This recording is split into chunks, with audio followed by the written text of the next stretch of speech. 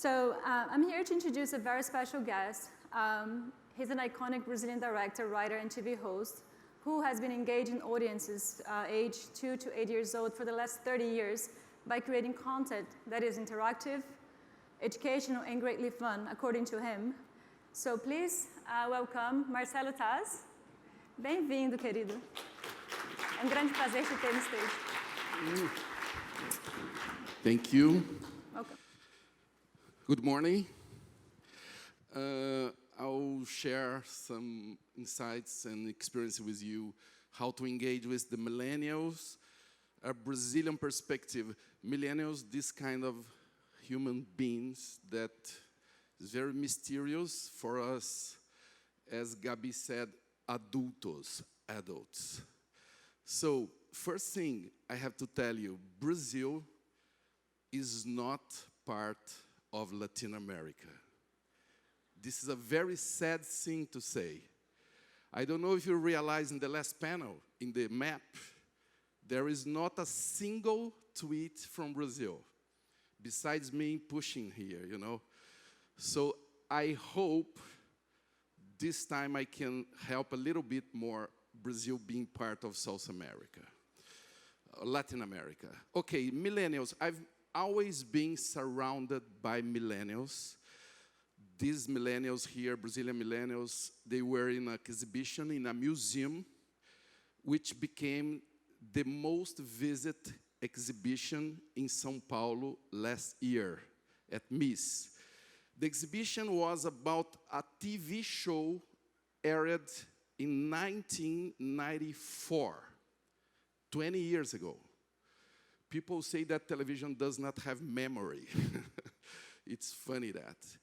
I did this character on this show called Castelo Rá-Tim-Bum, and the expo was elected the best expo in São Paulo, which is not easy act because São Paulo has now very great museum exhibitions. And this year is going to be open in Rio in the coming October. Okay, what I'm talking about this exhibition is about a show 20 years old, and the people that goes to the exhibition, most of them was not even born when the show was aired. So why, how? I'll try to explain and try to share with you how I became connected with the audience that grew up and even the ones that were born before the show.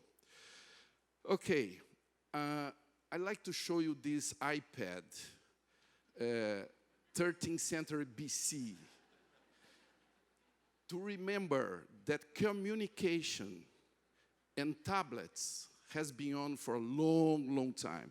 This one is related to the commerce of perfume in the Mesopotamian region, okay? And I like to start with this because when we look to a tablet like that, we have to understand that we always have used technology, high-end technology, to share, to make business. So how can we do it now? I have a clue for you. How can we get engaged with the millennials? You have to make just one thing. Children. You have to make children. You have to have sons, daughters. And I have one. Because how come I use them as in my professional life? I like to compare how I was educated and how they are educated right now. So I have to look to a picture of my first day of school, okay, with a very beautiful hair, okay, in my small town in São Paulo, countryside, and my son, Miguel, 3 years old, going to the first day of school. What is the difference between how we used to get information and how we get information right now? My classroom was like that, you know? I'm a very old man, okay? How we used to get information you have one source of information, the teacher. The teacher, look at the teacher over there. He put the content on the boards. After that, what we do, what we used to do, huh? Write it down. Write it down. Better than that, we copy paste. We were the generation that do copy paste, not the digital regeneration. We copy paste, and we have just one source of information. How many sources of information the millennials has? And this is a very old millennial. This is a very old photograph of a millennial. They have, you know, the source of information keep growing, growing, growing. They have dozens of sources, you know. And if you look to history, in medieval times, the classroom was almost the same as mine classrooms. Look at that. You have one source, the teacher, and you have even the background, people sleeping. Look at the blue shirt guy over there, sleeping in the classroom. So the change now is really, really big. We have a very big change. So what do we have to do? That's the change that we have right now. We have this totally connected society. What is the opportunity and how to engage with those guys? I will share some of information of my own with you right now. This is the Brazilian landscape right now for social media. I think there are some particularities in Brazil that may be a little bit different from other parts of Latin America. We love WhatsApp, we love Facebook, more than YouTube, which is very crazy. We use different platforms, and now I'm showing you how I engage with people with Twitter, where I have 8 million followers, and Instagram, 319,000, and Facebook, 3.2 million Facebook fans. How I use those platforms to interact with them. In 2008, I have a show on Bandeirantes, CQC, is a show that's very popular in Latin America. I was the host of the show. And we start using Twitter as a platform to listen to our audience. In 2008, in 2009, the guys with me on the tube in CQC, we have more followers than all the Brazilian media together. Not only, you know, the three guys on the CQC, we have more followers than all the Brazilian companies in the media. And then the Wall Street Journal made a story with me about the first Twitter with ads that we did with Telefonica. It's great to see Telefonica here again. And we did, this story was on a very important page in the Wall Street Journal. And it's not easy to be called a celebrity in the Wall Street Journal.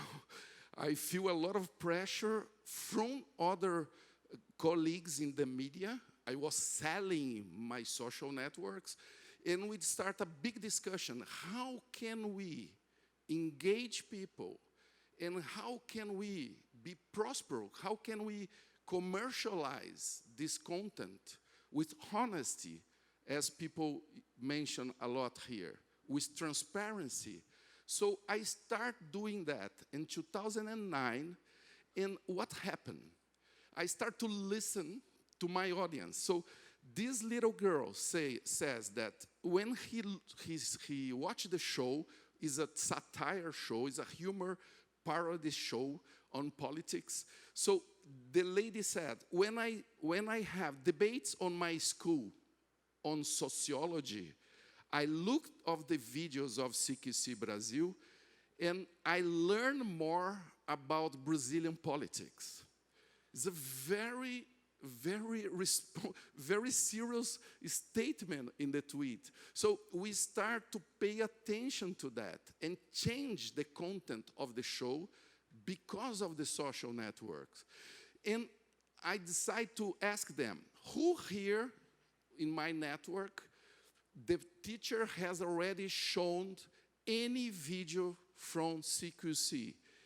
And look, it was amazing. You know, people who studied law, people who studied marketing, even teachers. There is a guy there, I am a teacher, I use videos from your show, ethics, a lot of people, and people that say, I don't like to read newspaper. After the show starts to show Brazil in a different way, I start to inform more. I start to learn more about the news. I was so amazed by those responses, you know, and I start to collect things like I'm showing you right now. But look at the danger, because I do shows for children, as I said at the beginning, and I do shows for adults. I start to receive things like this. My son, 2 years old, says, Dad, look at the bald head of CQC. 2 years old, watching an adult show. My son wants to be bald because of you. And even ask for a glass. Please, have a wig. Peruca já para você, put a wig on, you know. I was teaching my little daughter of my sister of 5 years to clean the house, and she said, Cole, let's have the house identical to the head of Marcelo Taz, shining. So I start to collect those tweets to realize that we live not in a network of computers, but in a network of people, real people. And I start to have dialogues with them, and I'm having those dialogues with very different ages. Since a long time ago, I started doing television 33 years ago. I started doing this one, this character in Ernesto Varela. It's a political reporter, a fake reporter, interviewing Brazilian politics. And then I started doing the children's shows. Professor Tiburcio is this character, this very scary teacher. I did the CQC for 7 years. I do on cartoon, Plantão do Taz, and now a new series called Taz ao Vivo, which is I interview cartoon characters. We created this show only for Brazil, and now Cartoon is doing it everywhere with different hosts. And nowadays I'm doing a show at Globosat called Papo de Segunda with 3 guys that I loved, and I'm very happy to be in the Globosat group talking to them because they understand perfectly what I'm talking to you right now. They are very interested in how media is changing, how television is being changing to all of this. In my final words, I will show you for the first time something that I'm working for 2 years, and I will put right now for the first time publicly. And we did a research to prepare this platform, this new platform, with Data Popular, which is a very strong and consistent agency in Brazil that hear the new Brazilian consumer. So we did with them this search. Who is the Marcelo Taz public? Who is my net? And the response was amazing. We have the age group. We have very well distributed these groups, and I realized that, you know, children that start to watching me on television now has 30 years, 35, 20 years, and they are very well balanced with all the ages. It's amazing how many people. I can talk to a lot of different people related to age. Educational level, it's a big response as well, because I have most of my people, my network, 10 million followers, they are educated, they are in the university, or they want to be in the university. This is very, very not usual for Brazilian standards. I have 73% of people educated, and the rate in Brazil is 15, and we have 73, which is a big responsibility. Gender, 60 female, 40 male. Social classes as well, we have, it reflects a lot. We have a very great part of the ABC consumers. This is amazing. They already have 90% already have a smartphone, and they intend to buy a smartphone next year, 41%. It's amazing how they are connected, and they want to keep connected. It was a great surprise.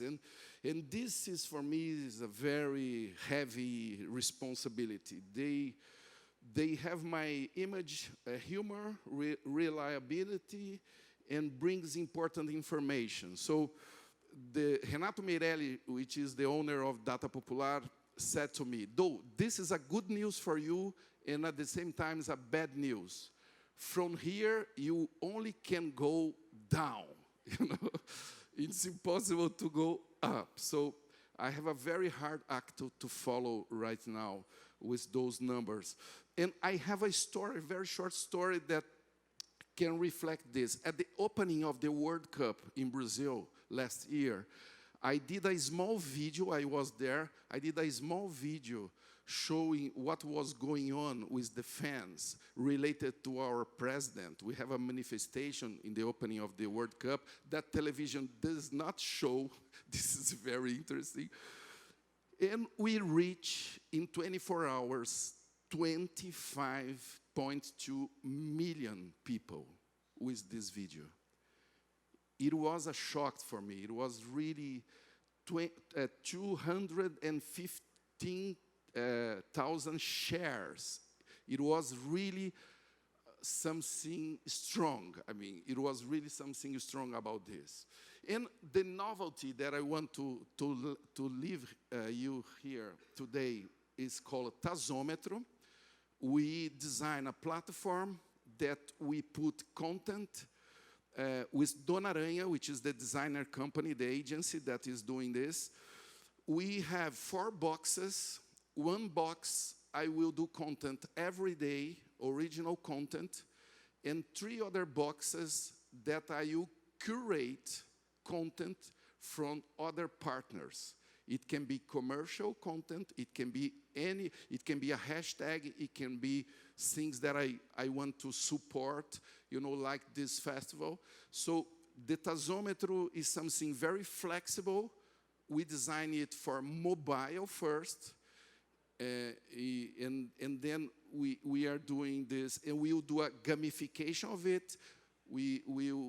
Everybody that logs in can put this suit and can become a collaborative. And the first partner is IMB Morumbi. IMB Morumbi is a laureate university. We start doing only TV and print in 2012.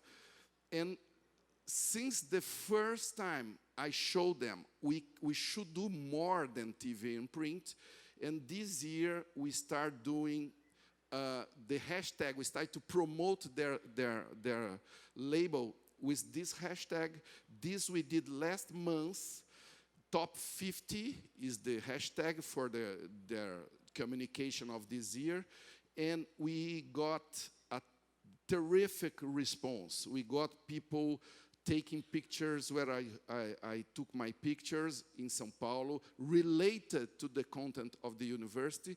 We reached 744,000 people and 2,795 shares, which is a lot to have content like that.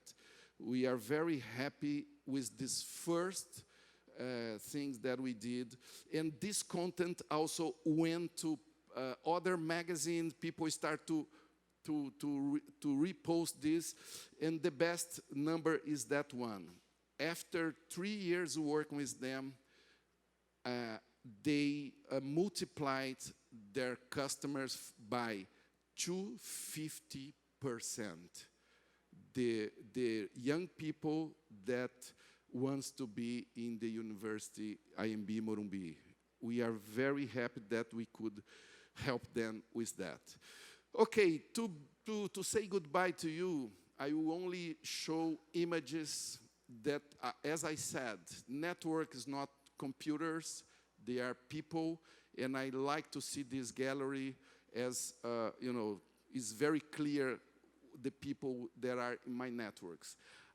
I used this photo, this official photo of my show, during 1 year. I used this photo, stupid, and then I received that.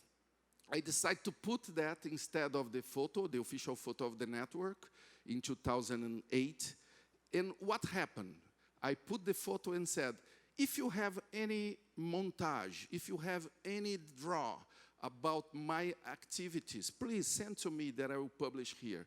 So I start getting this.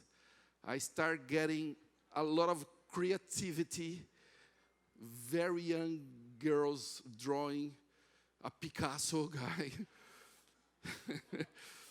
I start getting so much content, so much ideas, I've learned more with them than at school, it said. People that create, everything.